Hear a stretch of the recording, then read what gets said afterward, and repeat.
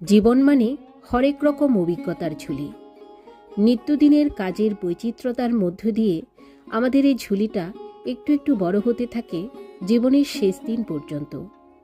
তাই চেষ্টা করি কখনো কখনো ক্ষতিপূরণ দিয়ে হলেও নতুন নতুন অভিজ্ঞতা সঞ্চয় করতে ও ঝুলিটার আকার বড় করতে। বাজার থেকে 2 কেজি ওজনের সুরমা বা মাইট্টা মাছটি কিনে আনলাম 650 টাকা কেজি দরে। যদিও আগে কখনো এই মাছ কাটিনি, তাই অভিজ্ঞতা সঞ্চয় করতে সাহস করে বসে গেলাম।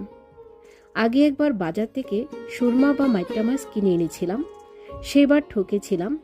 কারণ সুরমা মাছের 2 রকমের প্রকার আছে, একটি হচ্ছে চাপা সুরমা আর একটি রকেট সুরমা। আর কোনো প্রকার আছে কিনা জানি না, তবে যেটি চাপা সুরমা সেটা খেতে খুব একটা স্বাদের হয় না, মাছটা শক্ত হয়।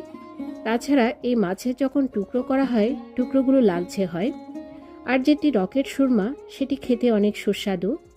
এই মাছটা অনেকটা নরম হয় এবং টুকরো করার পর মাছটা অনেকটা সাদাটে হয়। আর এই মাছের একটা বৈশিষ্ট্য হচ্ছে মাথার দিকটা সুচালো হয়।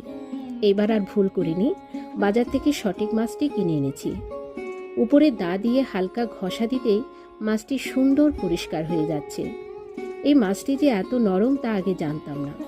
টুকরো করতে গিয়ে বুঝতে পারছি একদম নরম, অথচ যখন বাজার থেকে এনেছি কত শক্ত ছিল। অনেক সতর্কতা অবলম্বন করে টুকরোগুলো করতে হচ্ছে, তবে এই মাছ নাকি তেলে পড়ার সাথে সাথে শক্ত হয়ে যায়। যাক, অবশেষে কোনো রকমে কাটার পর্ব শেষ করলাম। আশা করছি পরের বার যখন কাটবো আরও ভালো কাটতে পারবো।